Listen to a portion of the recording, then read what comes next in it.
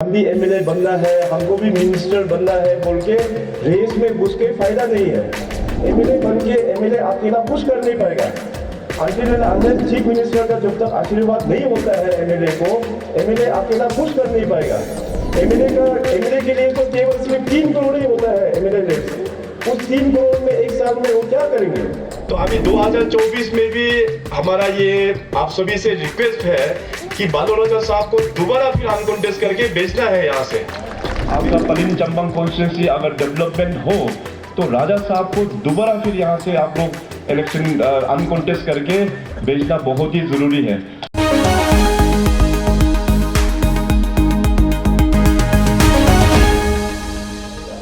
हम हमेशा कोशिश करते हैं कि सरकार जो है वो गांव वाला के साथ में बहुत ही करीब से बैठना चाहिए।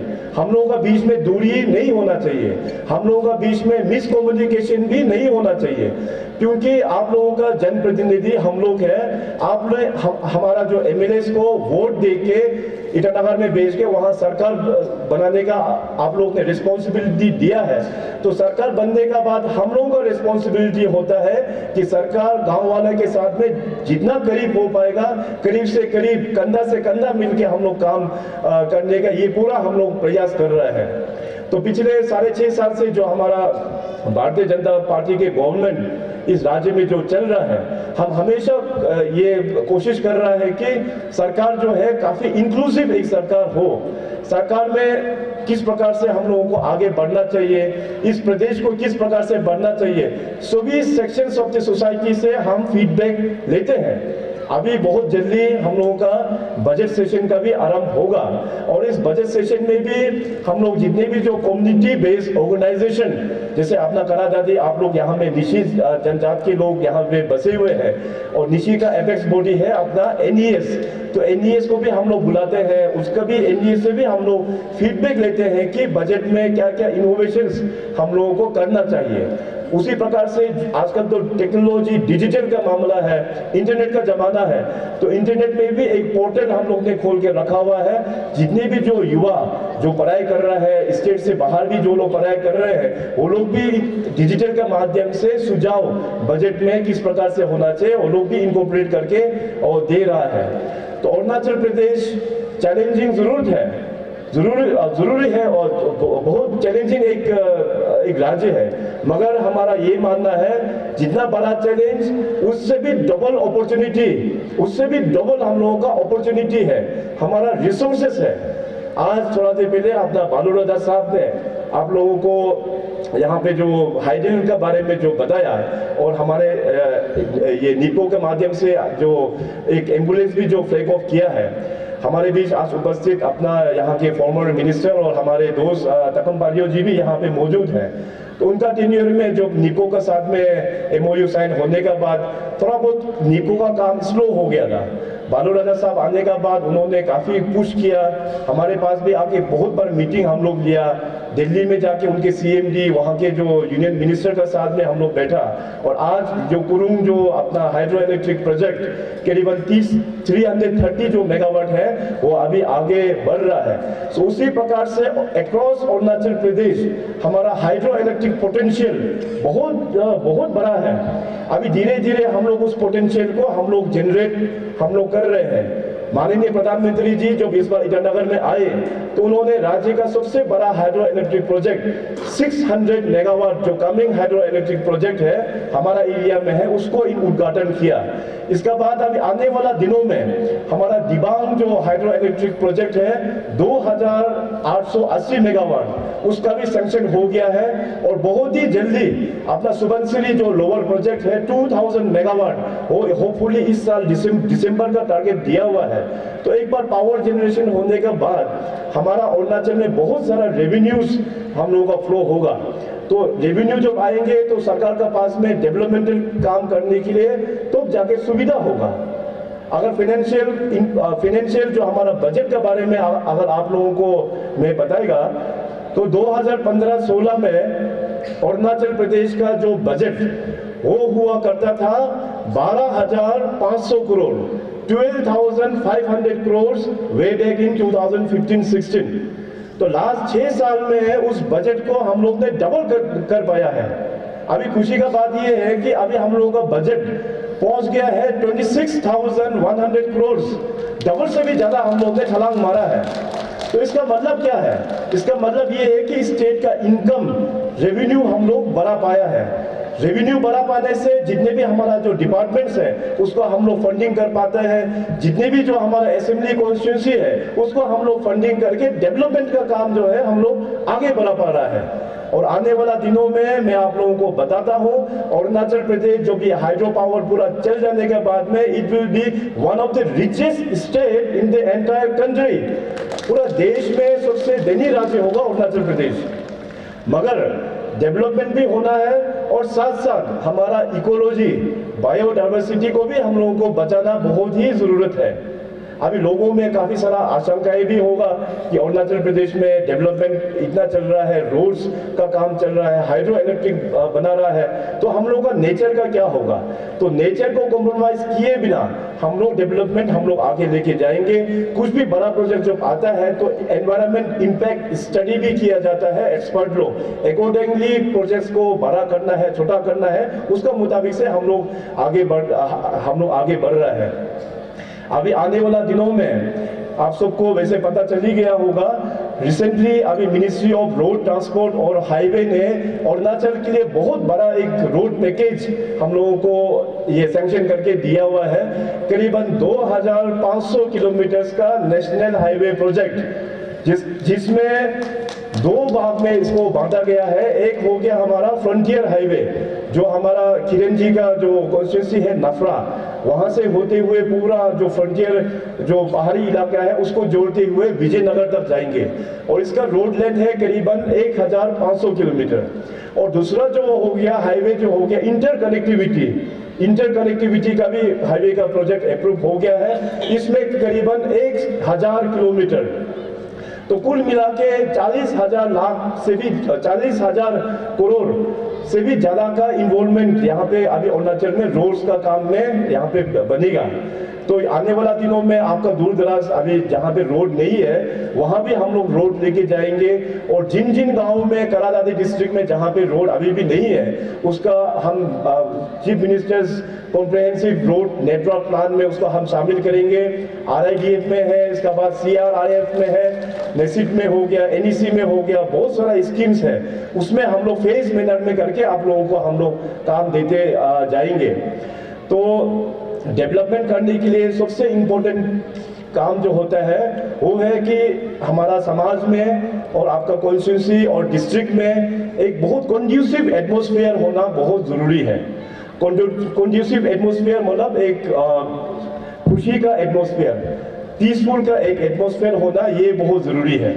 और इसको हम लोग सबका कंट्रीब्यूशन हम लोग को करना होगा। अभी देखिए इलेक्शन भी आने वाला है, 24 में चुनाव भी शुरू हो जाएगा। तो मेरा रिक्वेस्ट ये है कि आज का जमाने में हम लोगों को पुराना जमाना का जैसे हम भी MLA बनना है, हमको भी मिनिस्टर बनना है बोल के रेस में घुस के फायदा नहीं है। अभी हम लोगों को एक टीम का हिसाब से हम लोगों को काम करने का आवश्यक है अभी, क्योंकि अरुणाचल प्रदेश पहले मिस गवर्नेंस के कारण से हम लोग बहुत पिछड़ा हो गया है। अभी पॉलिटिक्स में हम लोग ज्यादा समय बिताते रहेगा तो स्टेट का प्रगति नहीं होगा। अभी देखिए प्रधानमंत्री जी का नेतृत्व पर बहुत ट्रांसपेरेंट एक गवर्नमेंट हम लोगों को मिला है। भारत सरकार में काफी ट्रांसपेरेंसी से मदद कर रहा है, अरुणाचल प्रदेश में बहुत ट्रांसपेरेंसी के साथ में हम लोग डील कर रहा है, करप्शन को हम लोग टॉलरेट नहीं कर रहा है, लोगों का विकास हो रहा है। तो इस चलते हुए जो स्पीड को हम लोग स्लो नहीं करना चाहिए। खास करके आपका करादादी डिस्ट्रिक्ट में अपना ताली का MLA जिके ताकू साहब बैठा हुआ है, बहुत मेहनत कर रहा है। मैं अभी फरवरी न्योकुम में भी ताली में जा रहा हूँ और मैंने वादा किया कि ताली में रोड हम जैसे भी पहुंचाएंगे और हम बाई रोड जाएंगे। तो यहाँ में होते हुए पालिन होते हुए मैं बाई रोड जाऊंगा ताली में। तो ताली इतना रिमोट एरिया है, वहाँ पे पहले रोड ही नहीं था। तो रोड सेक्शन तो बहुत पहले, हम लोग तो पैदा भी नहीं हुआ होगा उस वक्त पर कि ताली। उस दिन में अरुणाचल का फर्स्ट चीफ मिनिस्टर अपना PK थंगन साहब को मिला दिल्ली में। तो PK थंगन साहब जिक्र कर रहा था कि हमारा जमाने में ताली रोड जो है शुरुआत हुआ था। तो आप सोचिए कि उस जमाने से शुरुआत होके अनफॉर्चुनेटली अभी तक हम लोग कंप्लीट कर नहीं पाया। तो कितना दुखी का बात है ये हम लोग। मगर हमारा टेन्योर में मैंने जिके ताकू साहब को कहा कि you are young, you are dynamic, आपको काम को आगे बढ़ाना है। नॉट ओनली ताली, आपके एरिया में जहाँ रोड नहीं है वहाँ तक आपको रोड पहुँचाना है। तो एमएलए साहब बहुत मेहनत करके ताली के लोगों के लिए काम कर रहा है। तो इस प्रकार से अभी राजा साहब को हम लोग सपोर्ट करना बहुत जरूरी है। आज यहाँ पे उपस्थित हमारा फॉर्मर मिनिस्टर, मेरा अपना ही बहुत ही करीब दोस्त है, अपना तकम पारियो साहब, और यहाँ पे अपना घर का भाई समान अपना बेगम ताज साहब भी यहाँ पे है। लास्ट टाइम वो दोनों 2019 में यहाँ पे कॉन्टेस्ट भी हुआ था। मगर मेरा ये अपील रहेगा कि अभी हम लोगों को एक परिवार होके हम लोग एक परिवार होके हम लोगों को आगे बढ़ना चाहिए। अभी देखिए इलेक्शन कितना यहाँ पे एक कॉस्टली अफेयर्स है। देखो, हमको जो सही बात है वो आप लोगों के बीच में रखना बहुत जरूरी है। 2019 इलेक्शन में मैंने देखा कि इतना पैसा का खर्चा होता है, और खास करके पलिंग चंबंग में तो दोनों कैंडिडेट यहाँ मौजूद है। पारियो साहब भी यहाँ उपस्थित है, राजा साहब भी यहाँ बैठा हुआ है। तो इलेक्शन में पैसा जो चलता है, इसको हम लोग समाज से कैसे निकाल के फेंकना है? इस प्रकार से डेमोक्रेसी नहीं होता है भाई। तो मनी कल्चर को निकाल के इसके बाद एमएलएस को आप लोग वोट दीजिए, एमएलएस को बनाइए। इसके बाद एमएलए विल बी अकाउंटेबल कि हमने आपको वोट दे के भेजा है, आप सरकार में जाके सरकार के साथ में काम करने के लिए आप लोग ने भेजा है, आपने क्या क्या काम किया। और जिस प्रकार से बालूराजा साहब ने इस पलिंग सर्कल के लिए हो गया, यंगते सर्कल, तरफ लंगले, इसके बाद चंबंग सर्कल, कांगते सर्कल, जो 5 सर्कल में उनके टाइम में जो काम किया है, ये ऑलरेडी एक फुटप्रिंट यहाँ पे प्रिंटेड करके हम लोगों के बीच में यहाँ पे दिया हुआ है। सो आने वाला दिनों में भी मैं अनुरोध करेंगे, वैसे तो बाद में भी हम दोबारा भी अनुरोध करेंगे, पर्सनली भी हम मिलेंगे अपना ये पारियो साहब को भी, क्योंकि पारियो साहब बहुत अच्छा एक बिजनेसमैन है, और हम लोगों को बिजनेस लोग भी हम लोगों को चाहिए सरकार में, क्योंकि आप लोग अपना पालिन एरिया यहाँ करा दादी बहुत अच्छा जगह है। यहाँ पे इन्वेस्टमेंट हम लोग को बिजनेस के माध्यम से भी करना है। तो बिजनेस में आप पूरा राज्य में आप लोग काम कर सकता है। और अपना बेबंग ताज हो गया, वो अपना ही परिवार जैसे है, तो सरकार में कुछ पोस्ट में बैठ के सरकार को, अरुणाचल को और भी कंट्रीब्यूट कर पाएगा। सो इस तरह से एक कंड्यूसिव आने वाला चुनाव में आप लोग किस प्रकार से तैयार करते हैं, ये बहुत इंपॉर्टेंट है। एमएलए केवल बन के आप लोग देखिए, आप बहुत एक्सपीरियंस लोग हैं आप लोग पूरा यहाँ पर। एमएलए बन के एमएलए अकेला कुछ कर नहीं पाएगा। Until and unless chief minister का जब तक आशीर्वाद नहीं होता है एमएलए को, एमएलए अकेला कुछ कर नहीं पाएगा। एमएलए के लिए तो केवल सिर्फ 3 करोड़ ही होता है एमएलए लेट्स। उस 3 करोड़ में एक साल में वो क्या करेंगे? आज यहाँ पे जितने भी जो स्कीम आया हुआ है, वो जब तक सीएम अप्रूव नहीं करता है वो नहीं आता है। इसलिए सीएम का ब्लेसिंग होना बहुत जरूरत होता है एमएलए को। और एमएलए साहब मेहनत कर रहा है, जो मेहनत कर रहा है, तो आप लोग भी ऐसे टीम उनको आगे बढ़ाना है और अकाउंटेबल होना है। ऐसे नहीं होना चाहिए कि एमएलए भी मनमर्जी करके आपस में डाइवर्जन करके रखेगा, ऐसे भी नहीं होना चाहिए। सभी लोगों को एक इंक्लूसिव लेके आइए, काम को टेंडर कीजिए, काम को बांटिए, आप लोग काम कीजिए, सभी लोगों को एक इंक्लूसिव लेके आगे बढ़ना होगा। तो मेरा आज आप सभी से भी यही अपील है कि आने वाला दिनों में एक कंडुसिव एटमॉस्फेयर के तौर पे आप लोग लेके जाना बहुत जरूरी है। अपना बालूराजा साहब बहुत ही मेहनती है। तो 2019 में आप लोग ने बालूराजा साहब को जनप्रतिनिधि के तौर पे ईटानगर भेजा, एमएलए बना के। उनका टेन्योर में बहुत अच्छा काम हो रहा है। तो अभी 2024 में भी हमारा ये आप सभी से रिक्वेस्ट है कि बालूराजा साहब को दोबारा फिर अनकॉन्टेस्ट करके भेजना है यहाँ से, क्योंकि डेमोक्रेसी में इलेक्शन होना ये अच्छा बात है।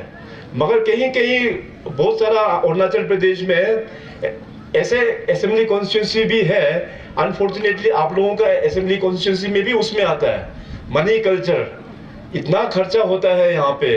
आज अपना फॉर्मर मिनिस्टर जो हमारा सहयोगी, पुराना सहयोगी अपना तकम पारियो साहब भी वहाँ पालिन में हम लोग एक साथ मीटिंग में था, तो उनको भी हमने रिक्वेस्ट वहाँ पे किया। और अपना हमारा स्पोर्ट्स अथॉरिटी का चेयरमैन बेबंग ताज भी आज हमारे साथ मौजूद था, उनको भी हमने रिक्वेस्ट किया।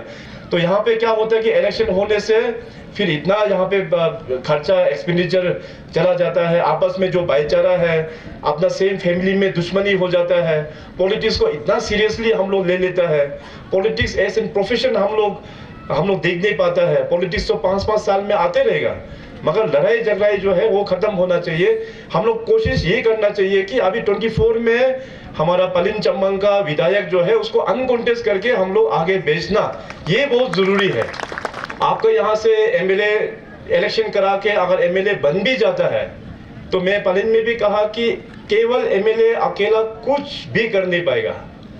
एमएलए के लिए केवल जो प्रोविजन होता है डेवलपमेंट का, केवल अपना एमएलए लीड फंड ही होता है। उसमें अभी वो भी हमने ही बनाया, 3 करोड़ ही है उसके पास। तो उस 3 करोड़ से एमएलए कितना को डेवलपमेंट कराएगा, कितना गांव को डेवलपमेंट कराएगा? तो एमएलए का ऊपर में ब्लेसिंग जो है, चीफ मिनिस्टर का ब्लेसिंग जब तक नहीं होता है एमएलए कुछ कर नहीं पाता है। पूरा वेस्टर्न मोस्ट जो डिस्ट्रिक्ट है तवांग से लेके आपका जो सेंट्रल बेल्ट से होते हुए पूरा ईस्टर्न तक में जितने भी जो हमारा हाईवे का जो काम है बहुत अच्छा से हम लोग काम उसको हम लोग कंप्लीशन करके लेके जा रहा है। कल मैंने पलिन में भी और चंबंग में भी इस बात को हमने जिक्र किया कि पहले आपका यहाँ का कॉन्स्टिट्यूंसी के लोग हमारा चंबंग के हो गया, आपका यहाँ के हो गया, तो यहाँ से जब आपको ईटानगर जाना पड़ता था बहुत घंटा टाइम चला जाता था। मगर अभी देखिए रोड का काफी इम्प्रूवमेंट हो गया है, आने वाला दिनों में और भी रोड का इम्प्रूवमेंट होगा। इसमें जितने भी जो गांव और अनकनेक्टेड जहां है उसमें अभी राजा साहब के लीडरशिप पर कनेक्टिविटी और भी आगे बढ़ा रहा है। हमको याद है कि आपका ये गांधी सर्कल पहले अनकनेक्टेड हुआ करता था। आप लोग ने 2019 में हमारे राजा साहब को दोबारा फिर आप लोग ने इलेक्ट करके भेजा। एक बार तो 2004 में, 2004 में आप लोग ने इलेक्ट करके भेजा, बीच में 2 टर्म जो है थोड़ा सा गैप हो गया। दोबारा फिर आप लोग ने 2019 में यहाँ से उसको इलेक्ट करके भेजने का बाद तब जाके आपका यहाँ गांधी सर्कल में रोड पहुंचा पाया है। यही नहीं बल्कि और भी बहुत सारा डेवलपमेंट का काम हुआ है। इसलिए आने वाला दिनों में भी आप सब लोग राजा साहब का हाथ और भी किस प्रकार से मजबूत करना है, खास करके गांधी सर्कल के आप सभी लोग। हमको पता है कि 2019 इलेक्शन में भी पूरे इस गांधी सर्कल ने बहुत अच्छा मतदान देके उनको बहुत हर एक पोलिंग बूथ से इनको लीड करके भेजा है। तो नेक्स्ट जो इलेक्शन आएगा 24 में भी इससे भी ज्यादा मतदान देके आप उनको आगे भेजना ये बहुत जरूरी है। माननीय प्रधानमंत्री जी की लीडरशिप पर आज आप लोग देख सकते हैं कि हर एक गांव में कुछ ना कुछ डेवलपमेंटल एक्टिविटीज हम लोग का कार्य जो है वो हम लोग कर रहे हैं। इसीलिए राजा साहब जो है वो टाइम टेस्टेड वाला आदमी है। 2004 में भी आप लोग ने जिता के भेजा, फिर दोबारा 2019 में भी आप लोग ने जिता के भेजा, और इस बीच में कोविड होने का बावजूद भी 3-4 सालों में जो काम किया है वो टाइम टेस्टेड आदमी है। तो दोबारा फिर आप लोग उसको 2024 में राजा साहब को यहाँ से हो पाने से पूरा अनकॉन्टेस्ट करके आप लोग भेजना बहुत ही जरूरी है। अगर आप लोग वाकई में चाहते हैं आपका पलिन चंबंग कॉन्स्टिट्यूंसी अगर डेवलपमेंट हो तो राजा साहब को दोबारा फिर यहाँ से आप लोग इलेक्शन अनकॉन्टेस्ट करके भेजना बहुत ही जरूरी है।